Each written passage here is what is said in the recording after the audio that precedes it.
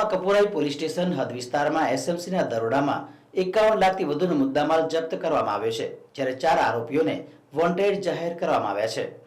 વડોદરા શહેરના કપુરાઈ વિસ્તારમાં state monitoring cell SMC દ્વારા મોટા પાયે પ્રતિબંધ દરોડો હાથ ધરવામાં આવ્યો હતો। આ દરોડામાં ₹51,93,312 ની કિંમતનો મુદ્દામાલ જપ્ત કરવામાં આવ્યો છે, જેમાં 8,231 બોટલ્સ ભારતીય દારૂ IMFL અને એક વાહનને જપ્ત કરવામાં આવ્યું છે। આ કાર્યવાહીમાં 4 આરોપીને વોન્ટેડ દર્શાવવામાં આવ્યા છે। તારીખ 2 અને 3 સપ્ટેમ્બર 2025ના રોજ વડોદરા શહેરના કપુરાઈ ક્રોસ રોડ પાસે આવેલ વેસ્ટેરિયા હાઇટ્સ બિલ્ડિંગ નજીક એસએમસી દ્વારા આ કાર્યવાહી હાથ ધરાઈ હતી।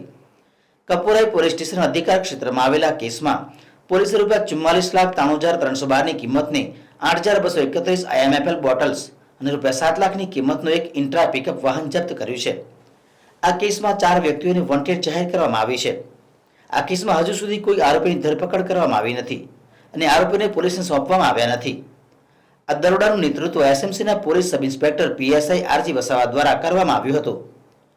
કપુરાઈ પોલીસ સ્ટેશન દ્વારા આ મામલે વધુ તપાસ ચાલુ છે। વોન્ટેડ આરોપીની શોધખોળ માટે પોલીસે ટીમો ગોઠવી છે અને ગેરકાયદે દારૂની હેરાફેરીના નેટવર્કને ખુલ્લું પાડવા માટે તપાસ તેજ કરવામાં આવી છે।